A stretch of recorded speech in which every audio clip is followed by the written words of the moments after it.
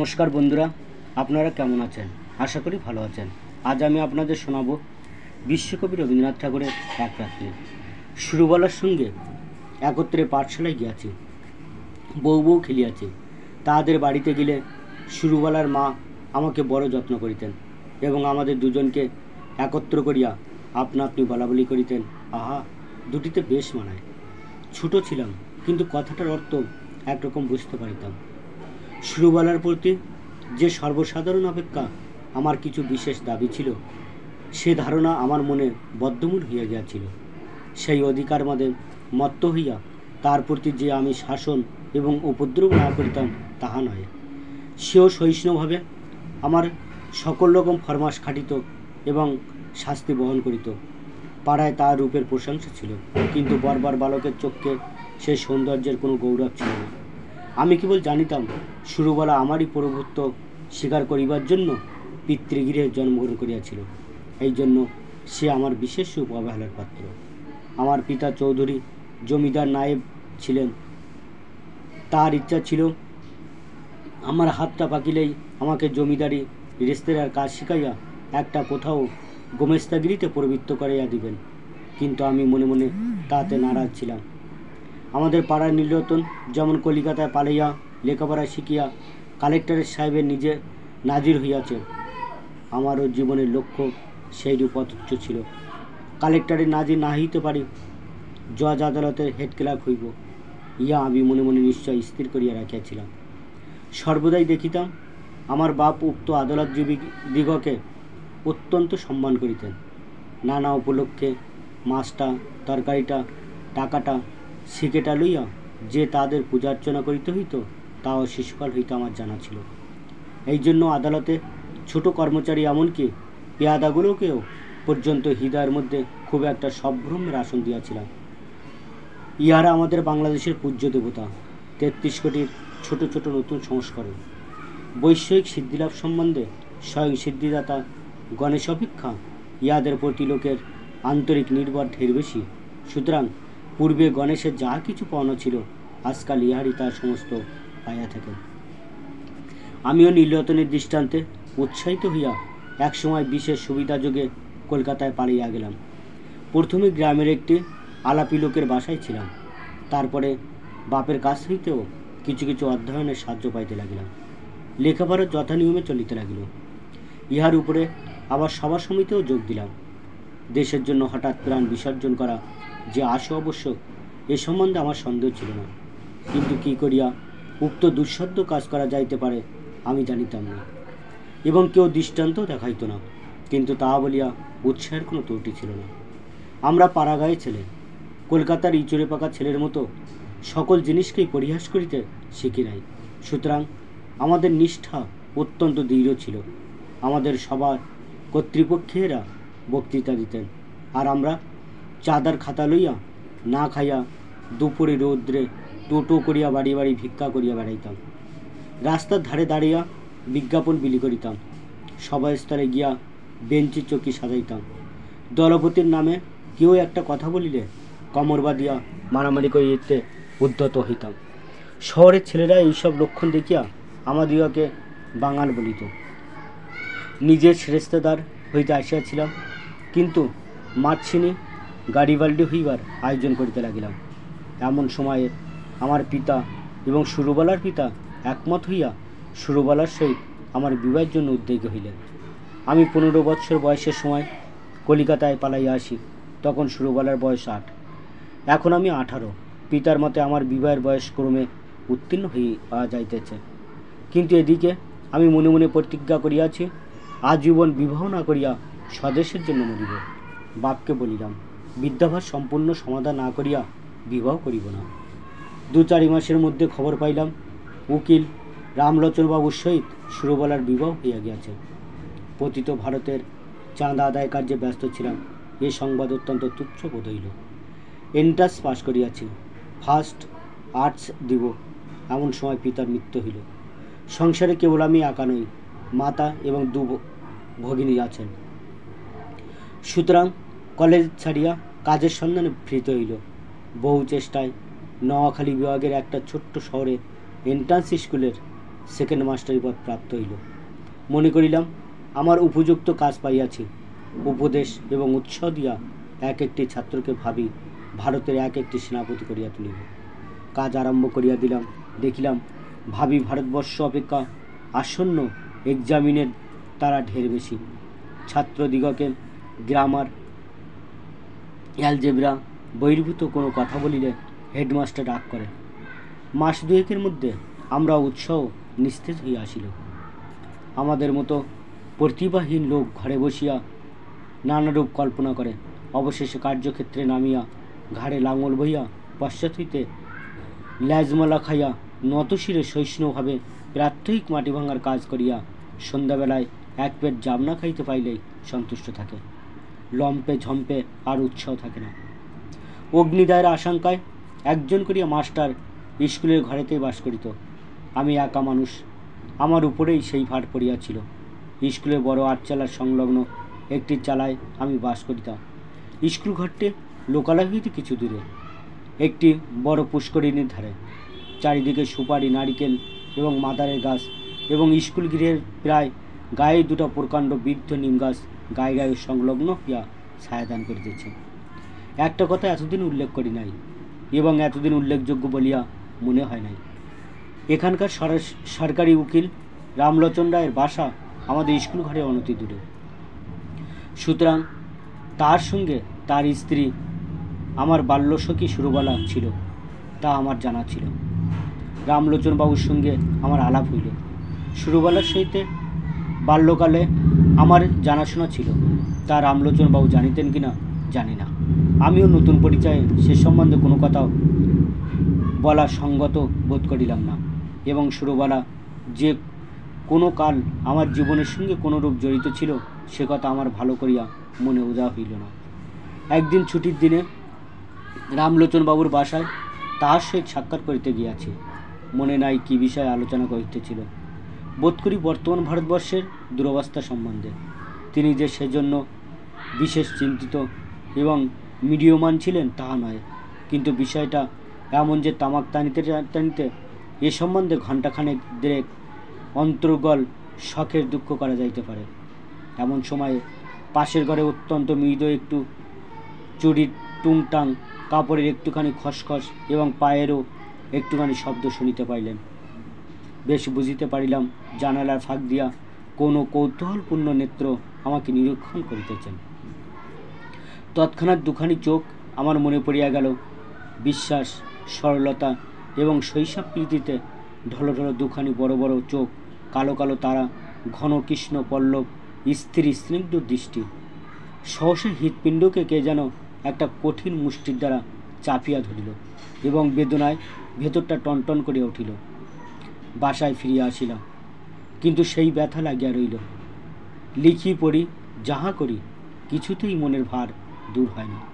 মনটা সহসা একটা বৃহৎ বোঝার মতো হইয়া বুকে শিরা ধরিয়া দুলিতে লাগিল। সন্ধ্যাবেলায় একটু স্থির হইয়া ভাবিতে লাগিলাম, এমনটা হইল কেন? মনের মধ্য হইতে উত্তর আসিল, তোমার সে সুরবালা কোথায় গেল? আমি প্রত্যুত্তরে বলিলাম, আমি তো তাহাকে ইচ্ছা করিয়া ছাড়িয়া দিয়াছি। সে কি চিরকাল আমার জন্য বসিয়া থাকিবে? মনের ভিতরে কে বলিল, তখন যাকে ইচ্ছা করিলেই পাইতে পারিতে, এখন মাথা খুঁড়িয়া মারিলেও তাহাকে একবার চক্ষে দেখিবার অধিকারটুকু পাইবে না। সেই শৈশবে সুরবালা তোমার যত কাছেই থাকুক, তার চুরির শব্দ শুনিতে পাও, তার মাথা ঘষার গন্ধ অনুভব করো, কিন্তু মাঝখানে বরাবর একখানি করিয়া দেয়াল থাকিবে।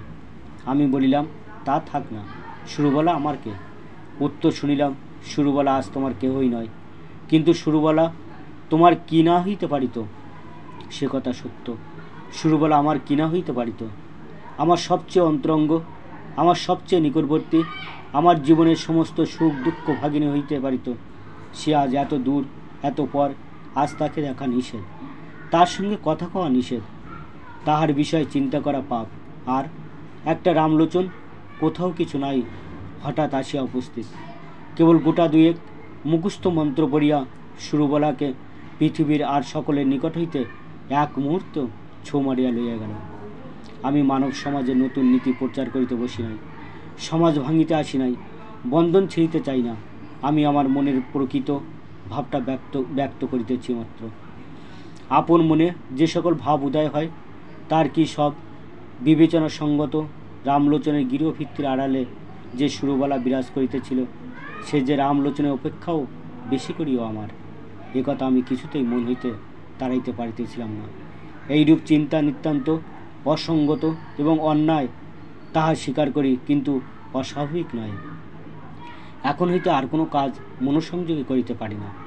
দুপুরবেলায় ক্লাসে যখন ছাত্রীরা গুনগুন করিতে থাকিতে, বাইরে সমস্ত ঝাঁঝা করিত, ঈষৎ উত্তপ্ত বাতাসে নিম গাছের পুষ্প মঞ্জুরির সুগন্ধ বহন করিয়া আনিত, তখন ইচ্ছা করিত, কি ইচ্ছা করিত জানি না, এ পর্যন্ত বলিতে পারি, ভারতবর্ষের এই সমস্ত ভাবি আশাস্পদদিগের ব্যাকরণের ভ্রম সংশোধন করিয়া জীবনযাপন করিতে ইচ্ছা করিত না। স্কুলে ছুটি হইয়া গেলে আমার বিরোধ ঘরে একলা থাকিতে মন টিকিত না, অথচ কোনো ভদ্রলোক দেখা করিতে আসিলেও অসহ্য বোধ হইত। সন্ধ্যাবেলায় পুষ্করিণীর ধারে সুপারি নারিকেলের অর্থহীন মর্মধ্বনি শুনিতে শুনিতে ভাবিতাম, মনুষ্য সমাজ একটা জটিল ভ্রমের জাল। ঠিক সময়ে ঠিক কাজ করিতে কাহারও মনে পড়ে না। তারপরে বৈঠক সময়ে বেঠিক বাসনা লইয়া অস্থির হইয়া মরে। তোমার মতো লোক সুরবালা স্বামীটি হইয়া বুড়া বয়স পর্যন্ত বেশ সুখে থাকিতে পারিত। তুমি কিনা হইতে গেলে গাড়িবাল্ডি এবং হইলে শেষে একটি পাড়াগে স্কুলের সেকেন্ড মাস্টার। আর রামলোচন রায় উকিল, তার বিশেষ করিয়া সুরবালারই স্বামী হইবার কোনো জরুরি আবশ্যক ছিল না। বিবাহের পূর্ব মুহূর্ত পর্যন্ত তার পক্ষে সুরবালাও যেমন ভবশঙ্করীও তেমনই। সেই কিনা কিছুমাত্র না ভাবিয়া চিন্তিয়া বিবাহ করিয়া সরকারি উকিল হইয়া দিব্য 5 টাকা রোজগার করিতেছে। যেদিনে দুধে ধোয়ার গন্ধ হয় সেদিন সুরবালাকে তিরস্কার করে, যেদিন মন প্রসন্ন থাকে সেদিন সুরবালার জন্য গহনা গড়াইতে দেয়। বেশ মোটাসোটা, চাপকানো পরা, কোনো অসন্তোষ নাই। পুষ্করিণীর ধারে বসিয়া আকাশে তারার দিকে চাহিয়া কোনো দিন হাউতাস করিয়া সন্ধ্যা যাপন করে না। রামলোচন একটা বড় মোকদ্দমায় কিছুকালের জন্য অন্যত্র গিয়াছে। আমার স্কুল ঘরে আমি যেমন একলা ছিলাম, সেদিন সুরবালার ঘরেও সুরবালা বোধ করি সেই রূপে একা ছিল। মনে আছে, সেদিন সোমবার সকাল হইতে আকাশ মেঘাচ্ছন্ন হইয়া আছে। বেলা 10টা হইতে টিপ টিপ করিয়া বৃষ্টি পড়িতে আরম্ভ করিল। আকাশে ভাব গতিক দেখিয়া হেডমাস্টার সকাল সকাল স্কুলের ছুটি দিলেন।